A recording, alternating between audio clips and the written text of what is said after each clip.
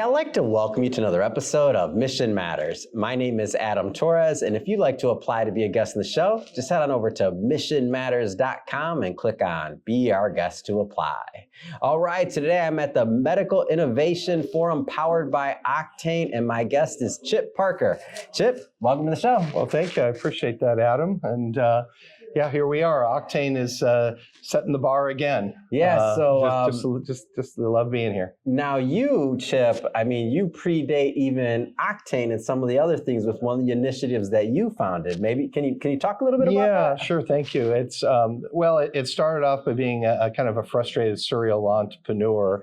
And we can't relate to that at home, right? Yeah, well, when the challenge is when you're a visionary founder, you obviously have some vision, something that you see, something that you believe that you know that other people don't know. Yeah. And commonly the problem is that your vision is just farther than what the capital can see. They're just used to looking at what they're looking at in the moment, at least in the old days, that was the case. So in my case, I was early in the internet business, pre-web browser, and I was looking for the community. Now, if I had been up in Silicon Valley, clearly they have a community and they're associated with Stanford, and it's a very tight niched area in there. But down here in Orange County and in Southern California, there really wasn't that community to be able to click into to start. So, I mean, for me, it was kind of a funny story. I'm going to start in the internet business, and I'm looking around. I was looking for the Octane, and it didn't exist. And there was an organization called the Orange County Business Council.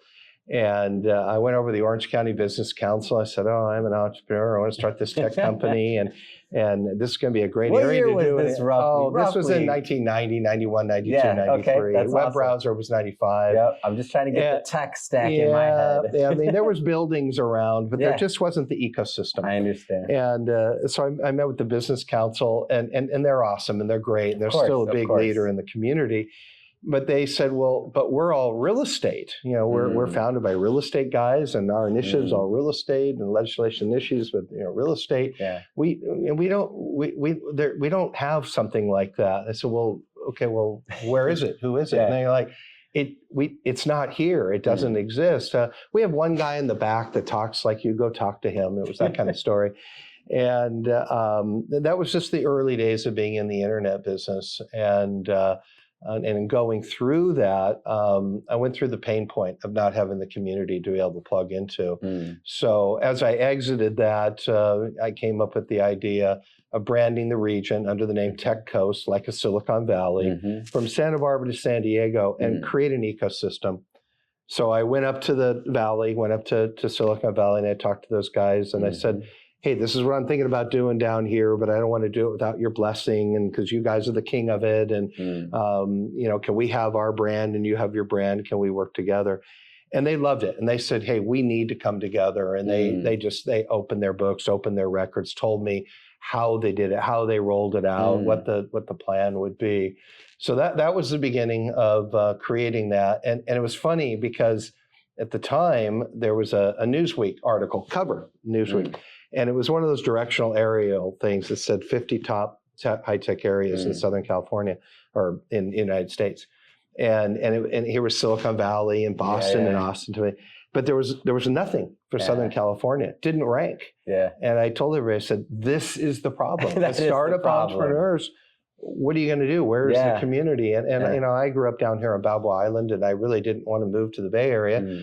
So that was the beginning of that, and putting it together and tying it back to Octane, which is just phenomenal because I remember when we first started this whole thing, it was very difficult to get anybody on stage. And at the last Octane event, here I saw the Business Council and UCI and Bill Carpool with Octane. And I'm like, that is the secret sauce. This is how you're doing it. You're coming together with that collaborative environment in the community. So here we are, it's 20 years later, and Octane did it. I mean, they're kind of the lightning rod in the region for pulling people together with, signature events and membership and connecting and all the things that Bill and Janelle and Mike are doing over there. That is the secret sauce that I had been talking about all along. And it's just amazing. And I've done a number of deals along the way, so I've been kind of busy as an entrepreneur. But just to see it come together and the impact and then the consistent, because many other people have tried it. For sure. But they have been in tried and true. And I think the best is yet to come. I think it's just, I know next year they're announcing the Neuro conference, that will be what they're doing. So I remember it started with one signature event. Now it seems like there's one about every other month. So hats off to Octane and what they did. And I look back and I say, hey, it is coming together. And, I knew it was going to be a multi-decade, initiative, but it's all part of that. And so here we are. And now the entrepreneurs have a place to go, a place to feed into. The acquisition guys are there. The universities are there. But I'm telling you, 20 years ago, well, Octane's been around 20 years, 25 years ago, it literally did not exist.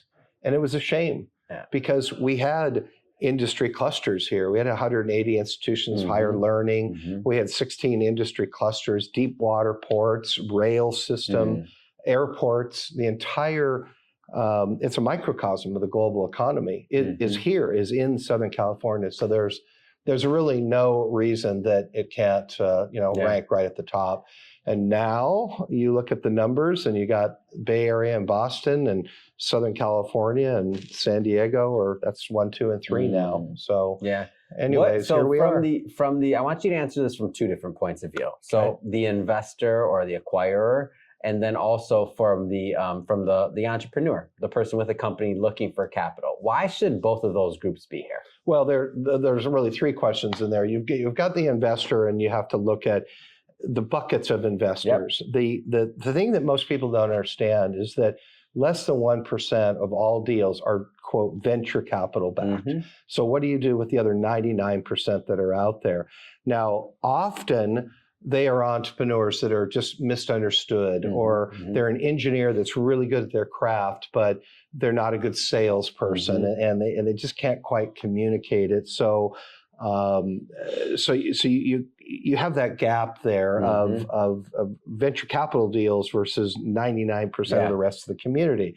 So where do those type of investors and entrepreneurs look, or mainly the entrepreneurs, right? They're looking for non-venture capital, non-institutional money. So, and I've done it, and I've done it several times, and it's hard. You bootstrap it, you get, your friends and family and angels. Now, luckily, we have angel groups now. When I started, there were no angel groups, and now you got a number of different angel groups and individual angels, so they get in there, but that's still not enough. You've got to be able to take that. What I say to entrepreneurs is do everything you can to get to revenue as fast as you can. You've got to if you can get to revenue within a year, that's going to bring people back. But that's kind of happy talk. Everybody says that. And in many times you've got a lot of R&D that's in there. So you need to have CEOs that have enough of a personality and a good product to be able to continue. I tell all entrepreneurs, I say, rule number 1, if you're raising money, never turn your phone off. I remember one time my phone rang, it was 5 a.m. on a Sunday, and I'm like, okay, this has got to be a crank call. What's going on here? And sure enough, it was an investor back east that said, oh, I just wanted to let you know, we're in and we need your wiring instructions. We're going to wire on Monday morning. Wow. And so who would have thought? I would have not have thought. Not at 5 a.m. Well, they were back east. It doesn't matter. Those guys, hey, they don't have time to bleed, right? They just, he's like, hey, I thought you'd want to know. Well, yeah, I wanted to know. And that was an important call, but so you got to. That was a good Sunday afternoon, wasn't it? You got to show up. So you got the investor side, which is your VCs, and then everybody else in there, and of course your strategic corporates that fit within the realm too. Entrepreneurs, it's tough. I mean, it is it's hand-to-hand combat. You just got to stay with it. And I just tell all entrepreneurs, hey, if you really believe in your marrow, right there in your bones that you have something, then you just have to be 100% and you have to stay in because, if the other guy is 99%, you're going to win and you're going to stay with it. But at the same time, you also have to know that you do have something that, because a lot of folks are very passionate about their idea, their innovation, but they may not know, is there really a market there? But that's the beauty of what's going on at Octane out here on the floor. Yeah. You got so many different people and advisors and helper. I mean, shoot, Octane throws the house at you and they're not even charging anything for it. I mean, for the most part, you have membership fees and things like that, but they're not a big pay to play type of organization. And that's part of the commitment to to the ecosystem. So I don't know. There was 3 questions in there somewhere, and you get me rambling. No, that was the question, because one of my goals is why I'm doing this coverage is because I've seen what a great service they're doing to the entrepreneurial community. Like I see it. I see people leaning in. I see the value people are getting. Like deals are getting done. People are making real connections. And I travel the country and part of the world, not all the world, but doing conferences like this, and there's different energies, there's different environments, there's different conversations happening at the lunches and things like that. And there's people looking at their clock when they're ready to go home, and then there's people that are like leaning in and they're like, wow, the day is gone. How did that happen? This is one of the places where you blink and the day is gone, it's because it's for good reasons. Nobody's looking at their clock. Like everybody's trying to maximize their minutes, they're maximizing their opportunities, and there's just different energy. So that's one of the things that keeps me coming back. This is my second conference covering it, and I'm sure we're going to be doing some more. Yeah, so they definitely do the best job in town by far. Yeah. I mean, over 4 decades now, I've seen a lot of people try. Yeah. But Octane has really made that mark. But I'll tell you a funny story. You talk about the end of the day. I still do, but I can't today. But I always say to myself, absolutely stay to the end, And I've just made that my rule, get there on time and stay to the end, because you never know who you're going to meet. And for some reason, it always happens to me that I'll be walking out and the very last person I meet was the best contact, of the meeting. Yeah. And I remember one time I was at an Octane event, and it was a 2-day event. And by 4 o'clock, I was pretty fatigued. And I found myself walking to the car, and I got halfway to the car and I'm like, I can't do this. It's another hour. I got to go back. I turn around and I go back. I probably just need a little walk or something. Got that little charge. Yeah.